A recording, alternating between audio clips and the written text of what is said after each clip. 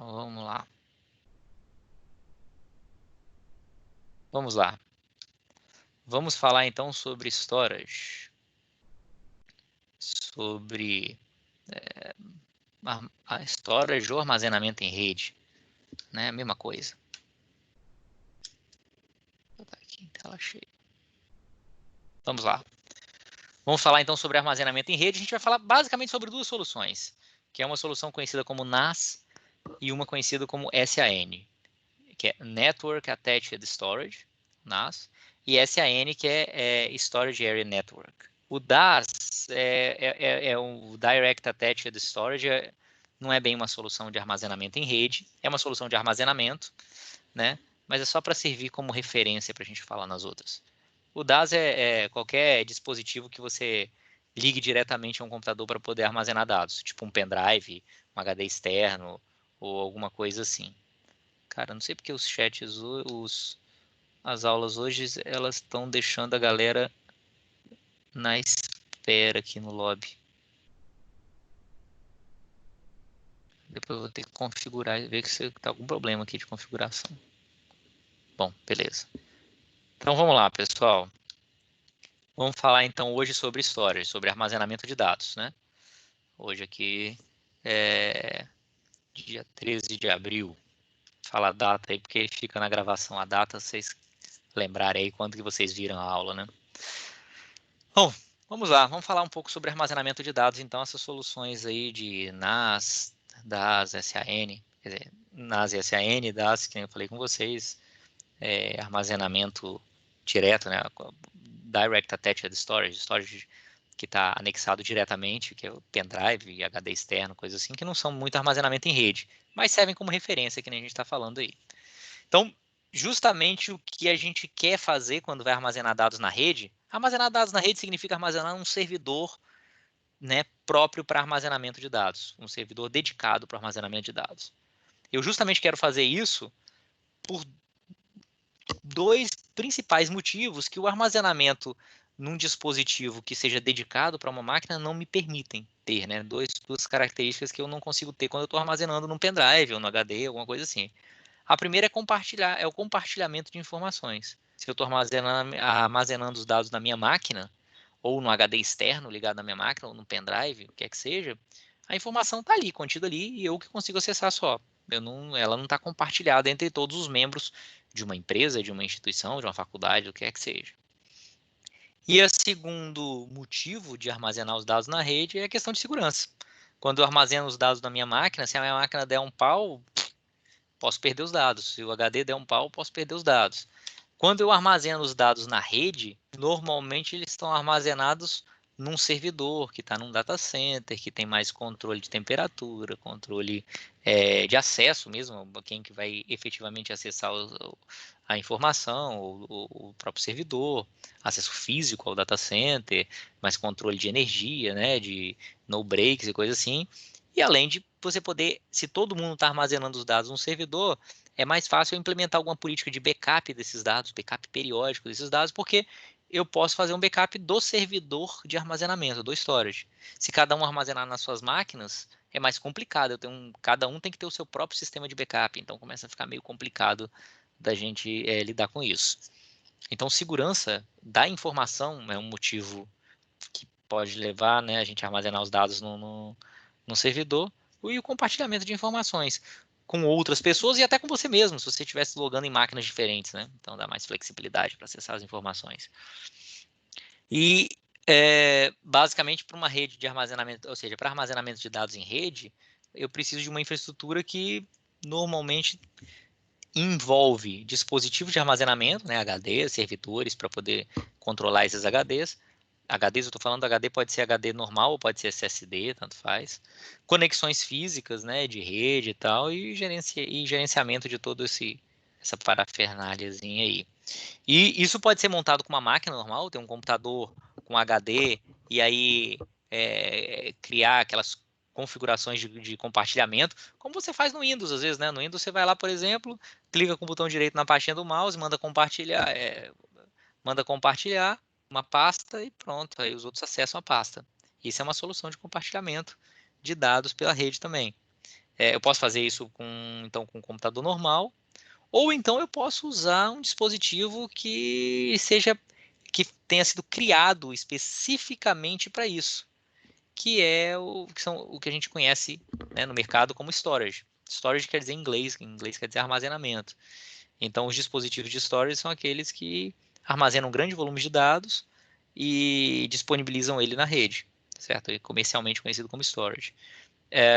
Os storages, eles não deixam de ser computadores normais com uma quantidade grande de HDs, mas eles são computadores que normalmente são focados nisso, focados nessa funcionalidade, no armazenamento e compartilhamento de dados pela rede.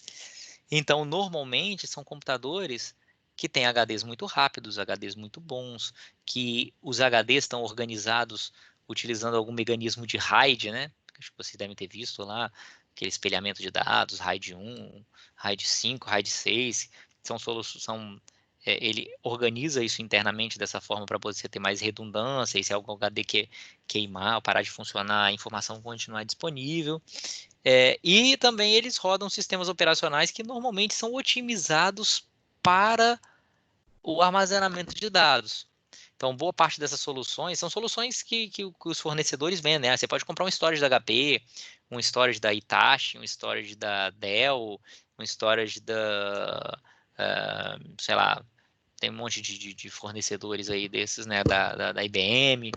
E aí você compra um storage desse aí, você compra um equipamento que no fundo é um computador com um sistema operacional que na maioria das vezes é um Linux modificado ou um BSD modificado, que são sistemas operacionais gratuitos que o cara pega e modifica e tira as partes do sistema operacional que não interessam para armazenamento de dados. Sei lá, posso tirar toda a parte de interface gráfica, posso tirar um monte de coisa e otimizam a parte de armazenamento de dados.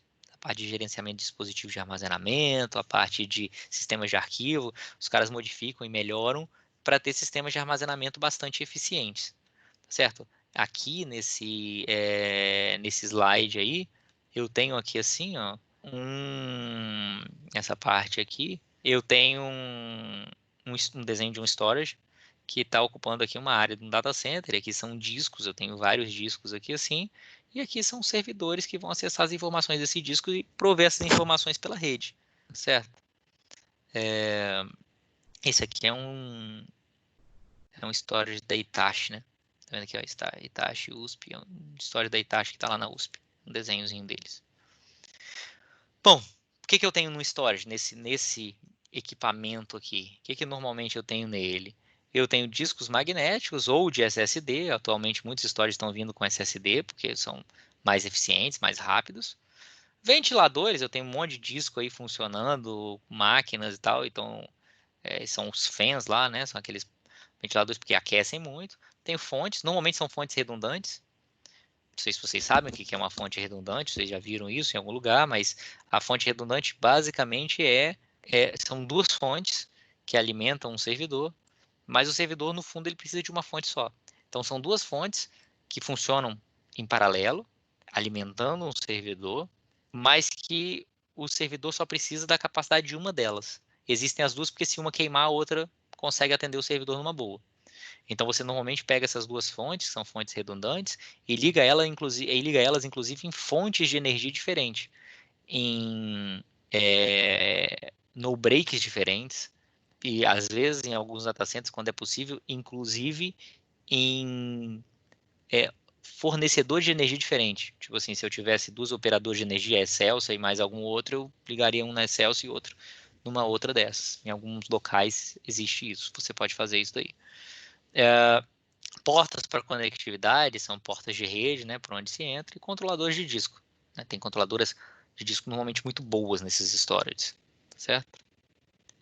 Vamos falar um pouquinho sobre dois conceitos que fazem parte aí da terminologia dessa área aí de storages. O primeiro é o RAID Group e o segundo é o LUN, Logical Unit Number. Um RAID Group, como o nome está dizendo, é um grupo de RAID. Um RAID Group é um grupo de discos protegido por um determinado nível de RAID. Então, quando eu tenho dois discos espelhados, com os dados espelhados entre eles, ou seja, eu tenho o que a gente chama de RAID 1, né? Isso é um RAID Group. é um grupo de discos que está formando um RAID. Se eu tiver lá 5 discos ligados utilizando o RAID 5, né, isso aí é um RAID group também. Né? Então, essa é uma terminologia que é muito usada, RAID group, grupo de RAID. Grupo de discos que estão juntos formando um RAID. Né? Eles juntos parecem que são um discão só, porque eles estão utilizando algum mecanismo de RAID. E tem a LUN, que é Logical Unit Number, que é um volume lógico que é montado pelo sistema operacional. Então, como assim?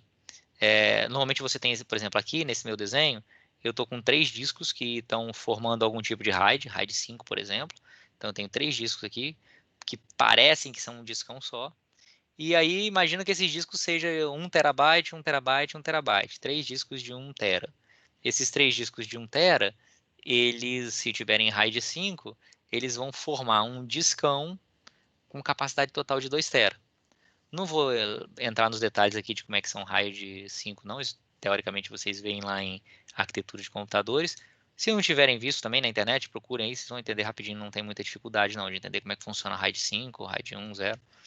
O RAID 5, então, se eu tenho 3 discos de 1 tera, eu teria como resultado um discão de 2 teras. E aí eu posso pegar esse discão de 2 teras e dividir ele em vários pedaços e oferecer um pedaço para uma máquina armazenar seus dados, outra para outra máquina armazenar seus dados, tudo isso através da rede. E esses pedaços que eu dou, essas fatias do disco, são chamados de LUN, Logical Unit Number. Então, isso aqui seria uma LUN, essa vermelha, essa azul seria uma outra LUN, esse amarelo seria uma outra LUN. Os dados ficam espalhados entre esses 3 discos, né? Mas é como se fosse um disco virtual que eu estou oferecendo para algum servidor, alguma máquina na rede fazer uso, né? E poder armazenar seus dados lá. Bom, só para falar, LUN é um termo só porque vocês podem ver em algum lugar, a gente nem vai usar aqui esse termo, mas RAID Group eu acho que talvez a gente vá falar mais para frente um pouquinho sobre RAID Group. Então vamos lá.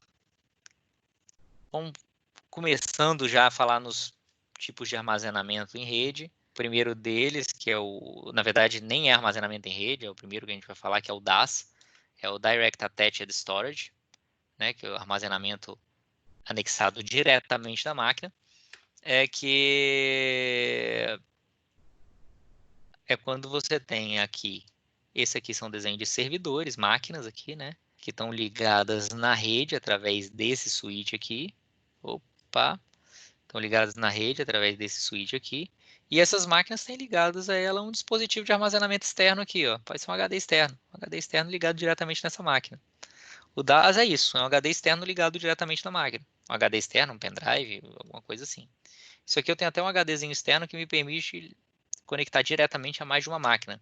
Isso é menos comum, mas existe, como se fosse um HD externo, onde você tem várias interfaces e você pode ligar a mais de uma máquina ao mesmo tempo. Todos esses caras aqui são chamados DAS, né? Storage, né? Armazenamento, que está ligado diretamente, né? A quem vai fazer o uso dela. Não está através de rede nem nada. É um cabo USB, um cabo qualquer aí de eSATA, né? Que é o externo e tal.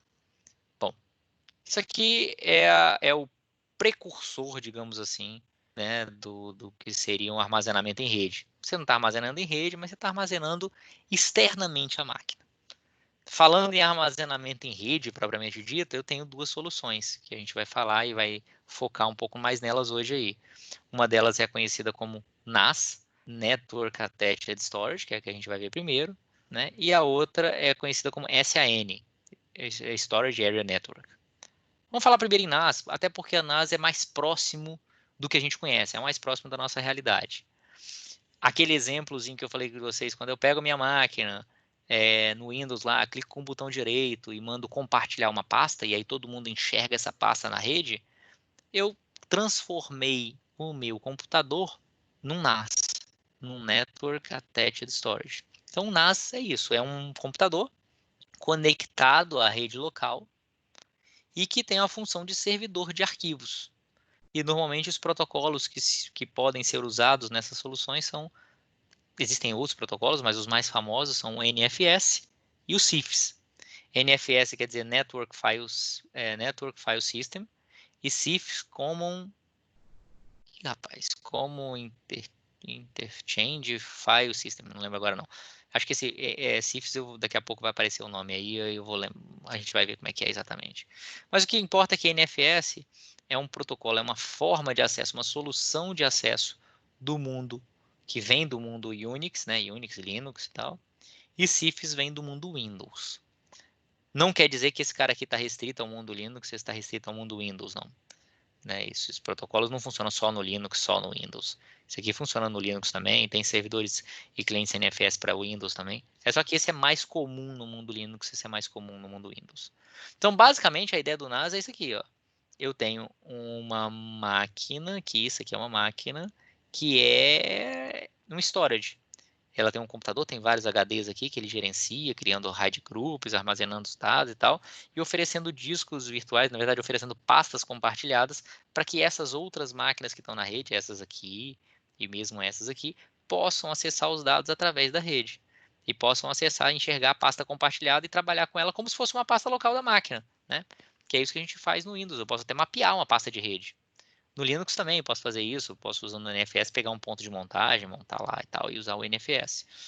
Então o NFS e o CIF são os protocolos para transferência de arquivos entre o servidor de arquivos e quem vai fazer o uso desse servidor de arquivos, tá certo? E os dados vão todos trafegar através da rede local, né? A mesma rede Ethernet normal, sei lá, que você usa, ou Wi-Fi, não importa que você usa para acessar a internet, que você usa para acessar o que for. No laboratório lá da FAESA tem o X2 pontos, né? O X2 pontos é um servidor de NAS, que o X2 pontos está armazenado num servidor de NAS, que fica lá e que todas as máquinas podem acessar dados dela, né? Desse servidor. E como se fosse localmente. Você pode abrir um documento do Word lá dentro do X2 pontos, você pode salvar lá e aí todo mundo enxerga. Lá todo mundo enxerga o X2 pontos, mas eu posso fazer também compartilhamentos em que eu digo quem pode acessar o que e tal. Eu vou pular um pouquinho aqui, vou numa ordem um pouquinho diferente, só porque eu sempre quero mudar isso e nunca mudo. O NAS, então, que eu estou falando, usa a rede de dados padrão. O cliente enxerga volumes com arquivos, pastas com arquivos. Quando eu estou acessando o servidor, o que eu enxergo no servidor são pastas compartilhadas que têm arquivos lá. E os volumes são exportados utilizando ou NFS, que é o Network File System, ou CIFS, que é o Common Internet File System. Esse aqui é mais baseado em Windows, esse mais baseado em Unix. Esse atualmente está na versão 4, NFS versão 4, e o CIFS está na versão 2. Historicamente, o NFS ele tem um desempenho bem superior ao CIFS. Tá? Ultimamente, o CIFS melhorou bastante. Foi uma das poucas coisas boas que o Windows Vista trouxe. Windows Vista, né? Que é aquela porqueira de sistema operacional que ninguém... Quem usou alguma vez tem até vergonha de dizer que usou, né? Mas a única coisa boa que ele trouxe foi a melhoria do protocolo CIFS. O CIFS dele ficou bem melhor. O NFS, ele está na versão 4 hoje em dia, já foi crescendo aí no mundo Unix e é bastante maduro, já é um protocolo que funciona de forma bem eficiente. O CIFS ele está na versão 2, mas antes dele teve um outro protocolo que foi o antecessor ao CIFS, que era um protocolo no mundo Windows, só de curiosidade, conhecido como SMB. S de sapo, M de Maria, B de barata. SMB, que eu não sei o que quer dizer, é shared, não lembro agora o que quer dizer SMB não. Mas o protocolo era SMB. O protocolo SMB teve versão 1 e 2, depois eles reescreveram, melhoraram bem o protocolo e passaram a chamar de CIFS. E aí teve o CIFS versão 1, que foi no Windows Vista. Atualmente a gente está no CIFS versão 2. Então o CIFS está na versão 2, mas é como se fosse a versão 4, tá? É só porque da versão 2 do SMB para a versão 1 do CIFS mudou muita coisa, então eles mudaram até o nome do protocolo. O NFS mudou bastante também desde o primeiro, mas eles mantiveram o nome, então está na versão 4. Então a quantidade de versões é mais ou menos parecida aqui. O CIFS tem uma curiosidade, inclusive, ele originalmente chamava SMB, que era o protocolo, e aí teve um cara que resolveu implementar esse protocolo SMB para Linux. Criar, né, um cliente para que máquinas Linux pudessem acessar servidores de arquivos Windows. E também eu pudesse pegar uma máquina Linux e transformar ela num servidor de arquivos Windows. Então o cara pegou o protocolo SMB e foi implementar no Linux. Só que o SMB, assim como o CIFS, são protocolos proprietários da Microsoft, eles não têm documentação pública, você não pode saber detalhes de como funciona, eles não distribuem. Então o cara pegou um servidor Windows e saiu fazendo engenharia reversa, capturando pacotes, né, na rede, estudando o protocolo e entendendo como é que ele funcionava desse jeito. E aí o cara implementou lá o servidor dele fazendo isso, fazendo o que a gente chama de engenharia reversa, que é estudando o protocolo, como é que ele estava funcionando na rede. E aí o servidor que ele criou, ele não podia chamar de SMB, porque era uma sigla patenteada pela Microsoft. Ele tentou achar no dicionário a palavra que mais parecesse com SMB. Aí ele achou a palavra Samba, né? Que Samba é o SMB com dois As, né? Um A depois do S e um A no final, lá depois do B. Então, Samba era uma palavra de dicionário. E que ele deu como nome do produto dele. Então, hoje em dia tem o Samba, famoso no mundo Linux, o servidor Samba, o cliente Samba, que são servidores e clientes para você acessar servidores de arquivos do Windows, que implementam originalmente SMB, hoje em dia CIFS, ou então criar seu próprio servidor. O X2 pontos mesmo do laboratório da FAES lá, que eu falei com vocês, que vocês acessam por Windows, eu não tenho certeza se ainda é, mas ele era um servidor Linux, utilizando Samba, né, que implementa esses protocolos aí do mundo Windows. Então, características básicas. Se alguém perguntar qual é a característica básica do NAS? O NAS é para compartilhamento de arquivos na rede, né? Utiliza a rede de dados padrão e basicamente o que você enxerga, o que você trabalha são com arquivos dentro de pastas. Como isso aqui é um exemplo de como funciona o NFS. Tá bem poluída essa imagem, mas dá para a gente entender, porque eu não preciso de tanto detalhe. Essa parte toda em vermelho aqui, eu não vou chegar nesse nível de detalhe, não. Aqui ele está explicando como é que funciona o NFS, mas o CIFS funciona mais ou menos do mesmo jeito, tá? Bom, vamos falar aqui então como funciona o NFS. Vamos lá, em cima desse desenhozinho aqui. Bom, primeira coisa, vocês já fizeram sistemas operacionais, eu imagino, né? Alguém não fez sistemas operacionais? Já fiz. Já, mas tem muito tempo. Beleza, mas se já fez alguma vez na vida, vocês já ouviram falar em Virtual File System, VFS? Sim, não, talvez, quem sabe? Não lembro. Acho que sim. Bom, se não ouviram, vamos entender agora. Eu nunca ouvi não, mas vai. Não. Beleza. Então, se não ouviu, já é suficiente para eu poder explicar aqui. Vou explicar o que é o Virtual File System em 1 minuto e meio. Na verdade é o seguinte, dá para a gente entender em 1 minuto e meio. Não dá para a gente entender os detalhes todos, mas o básico dá para a gente entender. Que é o seguinte, se vocês pararem para pensar, esqueçam por enquanto o armazenamento em rede. Imaginem só armazenamento de dados em dispositivos locais. HD, CD, DVD, pendrive. Esses dispositivos, na maioria dos sistemas operacionais, esses dispositivos utilizam sistemas de arquivos diferentes. Ou seja, vamos pegar o Windows, por exemplo. O Windows 10, o Windows 7, não mudou nada de um para o outro, o sistema de arquivo. Os HDs, o SSD, o HD normal e tal, não importa, onde fica o sistema operacional, os arquivos, eles normalmente usam um sistema de arquivos conhecido como NTFS, né? O NTFS é o sistema operacional do mundo Windows aí, atual. O sistema de arquivos é basicamente a forma como o sistema operacional organiza os arquivos dentro do disco, fisicamente. Como ele armazena, como esses dados ficam armazenados lá. Então, de maneira geral, esses HDs no mundo Windows usam NTFS. Quando você espeta um pendrive, normalmente, você pode até usar outro sistema de arquivos, mas normalmente o sistema de arquivo que é usado ali é um sistema conhecido como FAT, que é um sistema de arquivos bem mais antigo, que se usa normalmente nos pendrives só para poder ficar compatível com os vários sistemas operacionais. Eu poder pegar o pendrive e espetar num Mac e funcionar, num Linux e funcionar e tal. Então, normalmente, o pendrive vem com outro sistema de arquivo conhecido como FAT. É outra forma de organizar os arquivos ali dentro. No CD, CDs têm as suas particularidades, porque é ótico, a leitura é diferente, não sei o que e tal. Eles usam um outro padrão, um outro sistema de arquivo conhecido como ISO 9660. Ou seja, eu falei de 3 dispositivos de armazenamento no mesmo sistema operacional, cada um com um sistema de arquivo diferente, cada um com a sua forma de organizar os arquivos internamente. Apesar de cada um deles ter um sistema de arquivos diferente, você trabalha com eles no Windows, ou no Linux, ou no macOS. Eu estou usando o Windows como exemplo, mas vale para todos esses sistemas operacionais.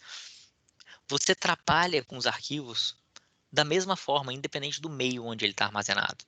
Então, a forma de eu ler um arquivo de um CD, de eu ler um arquivo do HD ou do pendrive é a mesma. Eu vou lá, dou 2 cliques no arquivo e pronto.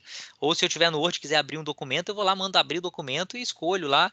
Ou seja, a forma como eu enxergo os arquivos, como um drive lá, que é C2 pontos, D2 pontos, E2 pontos, F2 pontos, G2 pontos, não importa.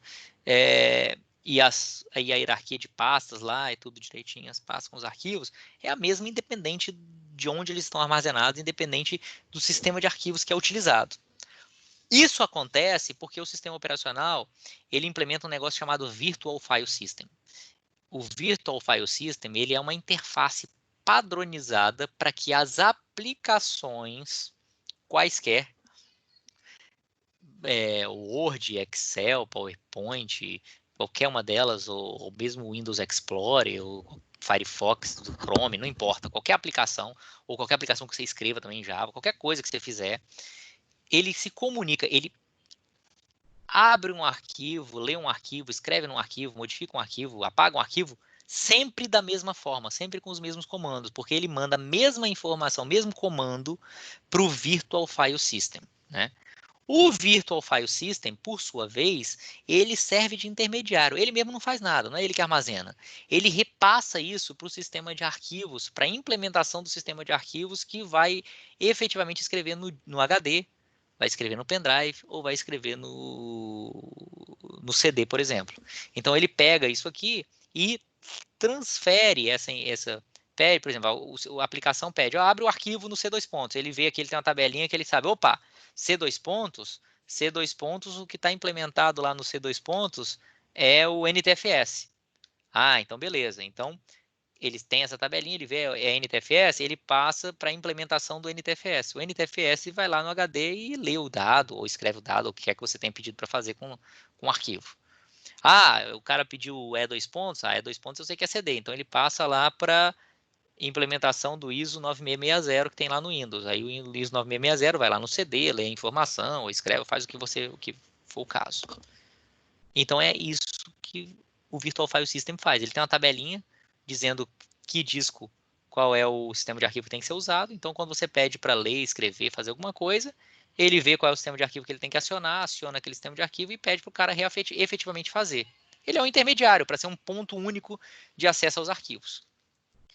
Falei com vocês que o que muda só é qual é a letra do disco. Mas o X2 pontos, usando o exemplo lá da FAESA, está armazenado num outro computador. Então, o Virtual File System, quando você lá lá na FAESA, por exemplo, quando você pede para ler um arquivo que está no X2 pontos, ele vê, opa, X2 pontos está na rede. X2 pontos é o CIFS, no caso, né? Mas aqui eu estou dando o exemplo do NFS, que é um sistema de arquivos do Linux. Mas o funcionamento é o mesmo, tá? Eu só peguei isso porque o NFS ele é mais documentado na rede, então essas figuras de NFS a gente acha com mais facilidade do que a do CIFS. Mas, basicamente, o Virtual File System, o VFS, ele então aciona um desses sistemas de arquivo, que pode, inclusive, ser um NFS, para o NFS fazer a leitura do arquivo. Então, aqui o Virtual File System, se você pedir para ler alguma coisa do X2 pontos, ele vai acionar, imagina que use NFS, ele vai acionar o cliente NFS. O cliente NFS vai ver, opa, esse X2 pontos está no servidor, sei lá, no servidor server1.faesa.br, sei lá. Então, ele vai pegar esse pedido de leitura de um arquivo, vai mandar pela rede, essa informação vai pela rede até o servidor. No servidor, isso é recebido por um servidor de NFS, NFSD, NFS Daemon, que é um servidor de NFS que fica rodando como se fosse um servidor web, alguma coisa assim, um servidor de NFS no servidor. O servidor de NFS ele vai falar, opa, o cara pediu para ler x2 pontos barra arquivos barra não sei o que lá, opa, tudo que o cara pedir né, no x2 pontos, arquivos, não sei o quê, na verdade está armazenado no HD aqui. Opa, está armazenado no HD. Então, pede para o Virtual File System do servidor. O Virtual File System do servidor vai lá no HD, lê do HD, o dado volta para o servidor NFS, o servidor NFS responde pela rede, essa informação vem para o cliente NFS, o cliente NFS pega o arquivo então que ele obteve da rede, passa para o Virtual File System, que vai mandar para a sua aplicação e sua aplicação vai receber o arquivo como se ele tivesse localmente. Só que ele fez todo esse percurso pela rede aqui. Internamente, lá no servidor, isso pode estar armazenado usando FAT, NFS, qualquer coisa, que pode estar no HD, pode estar no pendrive, pode estar em qualquer lugar. Mas você usa o NFS ou o CIFS, se for no mundo Windows, para poder acessar. Tem uma outra setinha aqui no cliente NFS, que é para um buffer cache, que é porque os arquivos que vão sendo acessados, algumas coisas ele armazena num cache aqui por um tempo para você não ter que ir toda hora ir na rede. Se você tiver, por exemplo, usando um arquivo doc, você vai indo para uma página, para outra página, então você tem que ler um pedaço do arquivo, ler outro pedaço do arquivo. Ele armazena isso aqui num bufferzinho para não ter que ficar toda hora indo pela rede.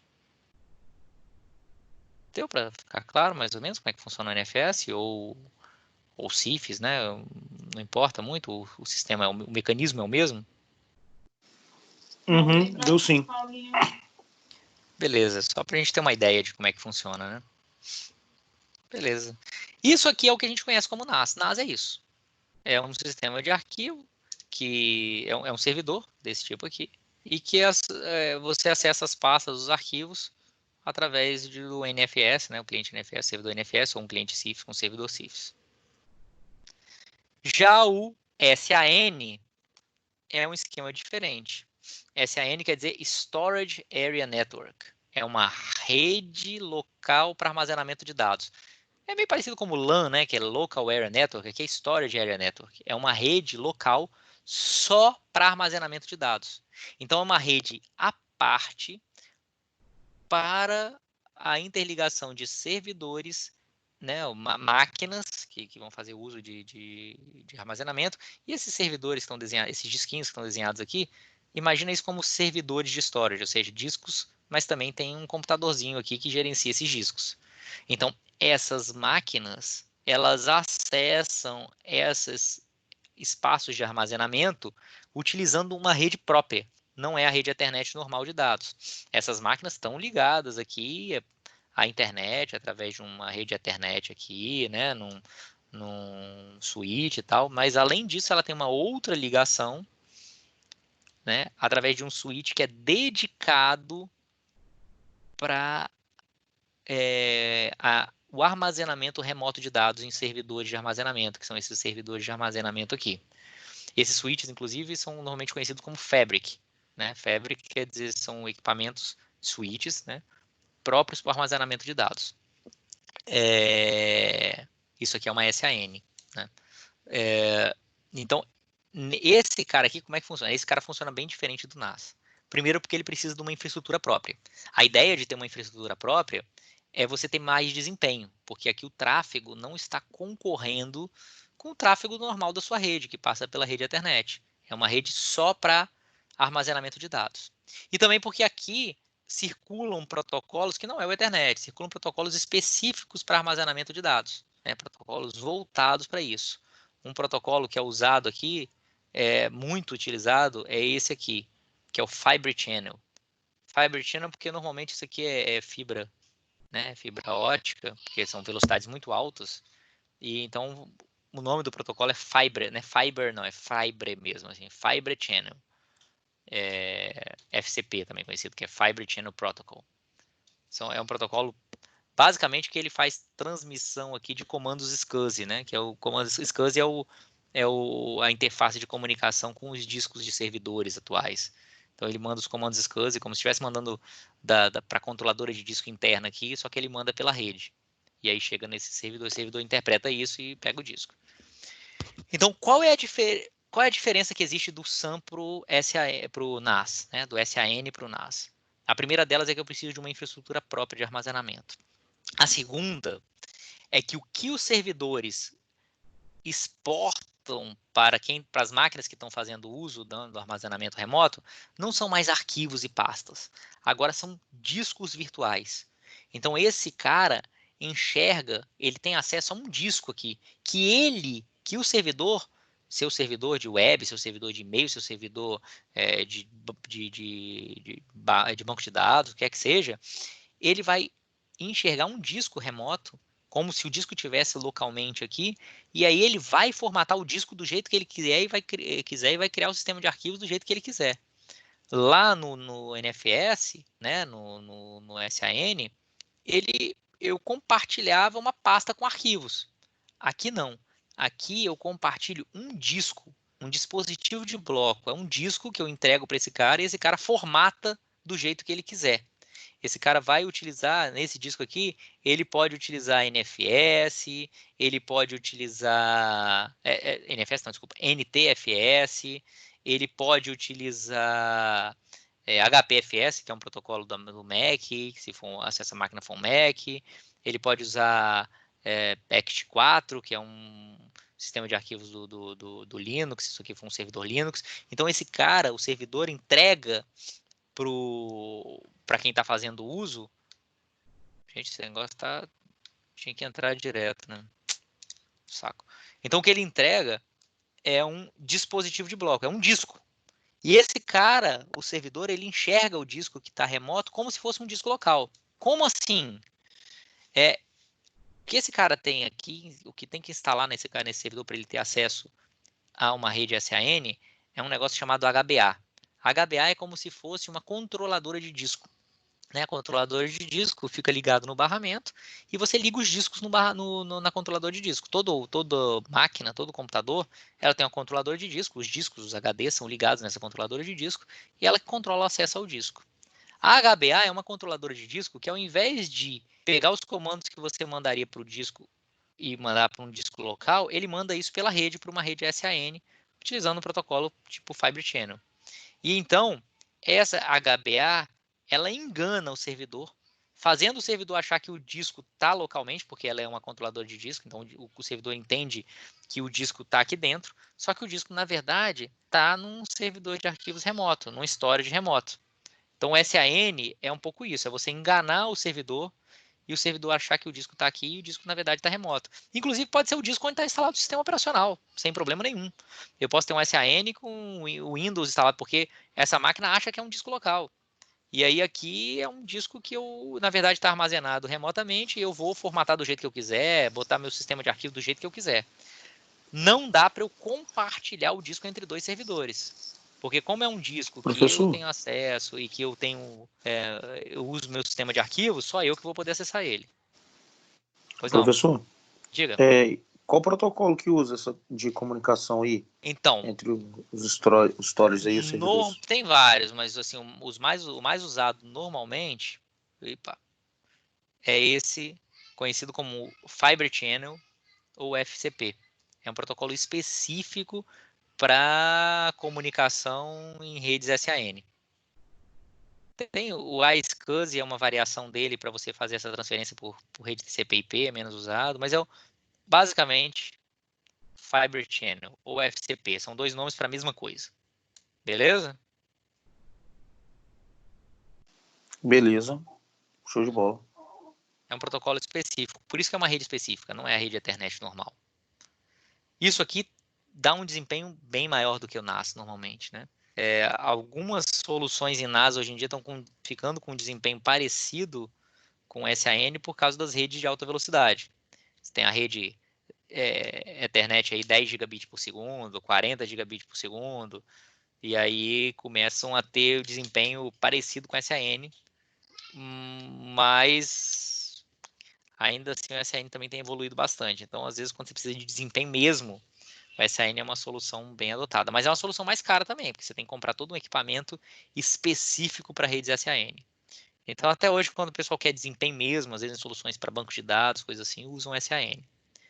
Na verdade, muitos equipamentos, esses storages que eu falei que os fornecedores HP, Hitachi, Dell vendem no mercado, muitos deles fornece um serviço de NAS e de SAN ao mesmo tempo. Muitos deles têm portas Ethernet para você ligar e para ele oferecer o NAS. E também tem umas portas Fiber Channel para você interligar e em alguns servidores que você quiser mais desempenho. Então você pode até usar os dois ao mesmo tempo, né? Você pode usar uma Fabric, que é um switch SAN aí, do Fiber Channel, ou então às vezes você pode ligar ele diretamente mesmo. Você pega essas, por exemplo, que eu estou falando com vocês, os storage que você compra no mercado, às vezes dependendo do storage, ele tem lá, tem 4 portas SAN, aí você liga um servidor em cada uma porta dessa aí, pronto, os servidores usam SAN sem você precisar ter uma switch dessa aqui, uma Fabric dessa. E os switches também, essas fabrics, elas permitem você criar zonas diferentes, que é como se fossem o equivalente, mais ou menos, às VLANs num switch normal, né? Ou seja, eu estou criando aqui, por exemplo, zonas A, B e C, e aí eu digo que essa máquina pode acessar os storages das zonas A e C, essa aqui das zonas B e C, esse aqui da zona C, e aí esse aqui está na zona A, esse aqui está na zona B. Então, essa máquina aqui consegue acessar esse storage e esse, mas não consegue acessar esse. O objetivo disso aqui é só para evitar que o cara sem querer alguém configure alguma coisa errada aqui e esse servidor comece a enxergar discos que não deveria enxergar. Então, você limita isso no próprio switch. Usos mais... É menos usado isso aqui. Eu nunca vi isso ser muito usado, não. O que mais importa é esse mecanismo do SAN, que é você ter uma rede dedicada para o armazenamento de dados, que usa um protocolo próprio, que é o Fiber Channel, e que você usa essas HBAs aqui que fingem, né, que você, na verdade, você está pegando, é como se você pegasse o seu disco e botasse seu HD e botasse num outro servidor e você acessasse ele remotamente. Mas não precisa ser um HD real não, tá? Pode ser um RAID daqueles que você pega uma LUN lá do RAID, né, que é uma fatia lá do seu RAID e disponibiliza para esse cara como se fosse um disco. Não precisa ser um disco real, pode ser um disco virtual. Você finge que é um disco real e ele acredita que é um disco real, mas é um disco que está remoto. Tá clara a ideia do SAN?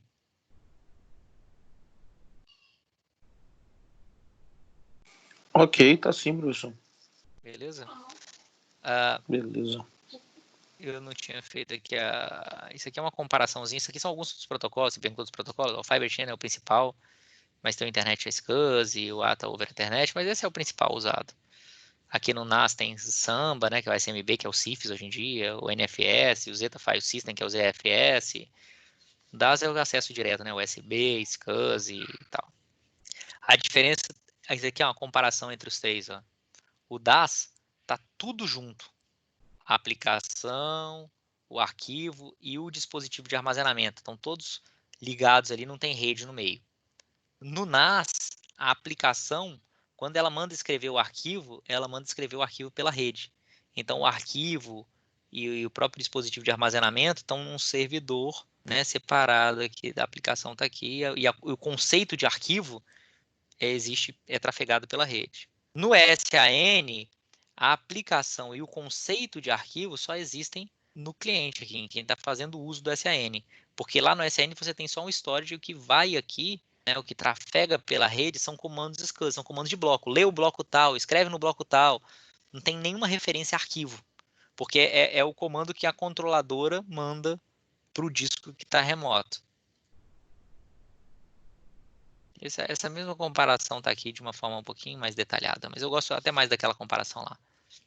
Essa aqui é menos interessante. Essa aqui é mais enxuta. Não sei nem porque eu deixei essa aqui ainda, mas essa aqui é mais enxuta. Dá mais simples de entender, vamos dizer assim. Tá clara a ideia aí do SAN e do NAS? A diferença entre NAS e SAN? São basicamente duas diferenças. Enquanto o NAS você usa o mesmo infraestrutura de rede, no SAN você precisa de uma infraestrutura de rede separada só para ele. Enquanto no NAS você trafega arquivos, você manda escrever o arquivo no servidor, o servidor vai lá e escreve o arquivo, você manda ler o arquivo do servidor. No SAN você não faz isso. No NAS você faz isso, no SAN você enxerga um disco. Então você manda informações, manda comandos de bloco, tipo escreve no bloco tal, lê do bloco tal, e todo o conceito de disco, de sistema de arquivos, ele existe dentro do cara que está fazendo uso, do cliente, né? Que está fazendo uso do serviço de armazenamento remoto. E aí acaba que o NAS muitas vezes, o SAN muitas vezes acaba tendo um desempenho melhor do que o NAS, justamente porque tem uma infraestrutura de rede dedicada para ele, né? Então você tem equipamentos de rede de comunicação que não disputam o tráfego de dados com os dados normais da rede.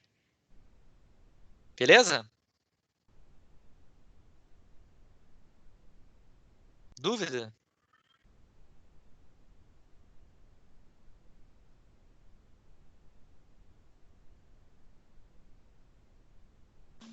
Não, professor, pode prosseguir. Beleza. Não, agora, neste momento, não temos muito como prosseguir, não. É isso aí. Eu queria falar sobre armazenamento remoto, é isso. O que é NAS, o que é SAN. E as soluções que existem no mercado aí, elas contemplam essas duas coisas, tanto o NAS quanto o SAN. E que muita gente tem migrado hoje para SAN, para NAS, até porque as redes gigabit, 10 gigabit e tal, têm feito essas soluções de NAS ficarem bem eficientes, né? Tô vendo a cortina do Felipe aí, ó.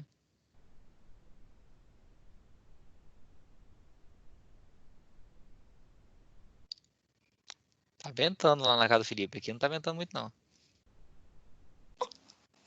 Apertei a câmera sem querer aqui, foi mal.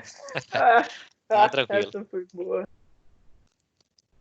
Bom, pessoal, de armazenamento em rede, o que eu queria falar era isso aí. Se não tem dúvidas, nós estamos tranquilos. Vou repassar com vocês, então, como que vai ser o nosso cronograma, porque é importante para vocês entenderem aí como é que vai funcionar o nosso cronograma. A gente vai ter 5 questionários de avaliação, cada um valendo 2 pontos, somados vão dar nota C1. Vocês já têm 4 disponíveis para executar, para fazer. Um deles era até hoje, quem não fez, faça ainda, vai valer um pouquinho menos, mas ainda vai valer. Os outros 3, né, 2 são para a semana que vem, o outro que é sobre armazenamento remoto é para outra semana, para dia 27. A gente não tem aula semana que vem, então só tem aula dia 27. Dia 27 a gente vai falar sobre redes de distribuição de dados. E aí tem mais um último questionário que, fechando os 5, dão a C1. Eu já vou passar para vocês também, porque vai ter a ver com nuvem, né, que é o que a gente já falou. Eu vou passar ao longo da semana, eu não postei ainda, eu vou postar ao longo da semana, um pequeno trabalhinho que vai valer pela C2. É um trabalhinho, vai ser provavelmente um trabalhinho prático para vocês fazerem na nuvem, né? Eu vou detalhar ele direitinho. Vou postar ele nas novidades lá, eu vou postar ele no entrega de trabalho, novidades. Aí eu disparo um e-mail também lá pelo Ava para vocês, beleza? Para vocês não saberem que o negócio está no ar. Mas, de qualquer forma, consultem. Deem uma consultada aí nos próximos dias que vai estar lá disponível para vocês fazerem. Vai ser individual para vocês fazerem e aí esse vai valer pela C2, que a gente já fecha logo a C1 e C2. Beleza? Já vai estar adiantado aí. Porque como é Professor, nuvem e tal, a gente vai ter um prazo tranquilo para vocês fazerem aí, não se preocupem não. Pode falar. Você vai passar o projeto essa semana e ele vai até quando pra gente fazer? Vocês A vão gente tem ter quanto tempo pra fazer? Então, normalmente uns 15 dias aí, tranquilo para fazer. Tá. Então até o Beleza? final desse mês Até a o gente final termina do mês aí. Até o final a do mês vocês vão C2. ter fechado aí a C2 também. Aí a C3 é um pouco mais para frente. Mais A à gente pensa frente. depois. A C3 também Só uma pergunta. também é prática também, mas é mais para frente. Então, assim, tá certo que a gente vai ficar esse mês inteiro em casa, né? Tá. Cara, assim, não, assim, a FAESA, ela tá Falando aos poucos. falando aos poucos, semana a semana. Sim. Se a gente voltar para a sala de aula, a gente vai voltar para a sala de aula com esse mesmo cronograma, não vai mudar. Mesmo que a gente esteja em sala de aula, a gente vai fazer essas mesmas coisas, só que em sala de aula. Agora, aí sou eu, não é a FAESA. Eu acho muito pouco provável que a gente volte antes do final do mês. Acho muito pouco provável. Inclusive, a gente tem que seguir a legislação, né, estadual, e o governador já decretou aí que até o final do mês as aulas não, presenciais não vão ter, né? Então, É por mesmo que a isso que eu tô FAESA... pensando. Porque ele decretou isso. Ele decretou isso já tem uma semana, mas a FAESA toda semana. Mais uma semana. Mais uma semana. Aí eu tô assim, ué, a FAESA fala uma coisa. Não, a FAESA tá fazendo isso, eu acho, porque tá querendo se programar semana a semana, mas pode contar que até o final do mês ela vai falar toda semana que é para continuar. Tá. Isso sou eu que tô falando, tá? Se você falar isso lá com o reitor, de repente ele vai falar com você, pô, o professor não tinha nada que falar isso. Mas, cara, tô sendo sincero também, é isso que tá acontecendo, né? Não com a gente, não só com a gente, né? Com todas as instituições. Então, também tem que levar em consideração, professor, que pode ter suspensão dessa ordem também, né? A qualquer momento. Exatamente. Eu acho que a FAESA faz isso justamente por esse motivo. Porque a gente está vivendo semana, dia a dia quase, né? Então, assim, as coisas estão mudando muito. Então, é isso aí que você falou. Ele falou que é até o final do mês, mas quem garante que ele não vai chegar do final de semana e falar, ó, mudei de ideia, agora vai ser diferente, porque teve uma mudança qualquer no comportamento, sei lá o que e tal. Semana que vem começa as aulas presenciais. Beleza. A FAESA está indo semana a semana, porque uma semana ela tem certeza do que ela está fazendo. Eu entendo mais dessa forma aí.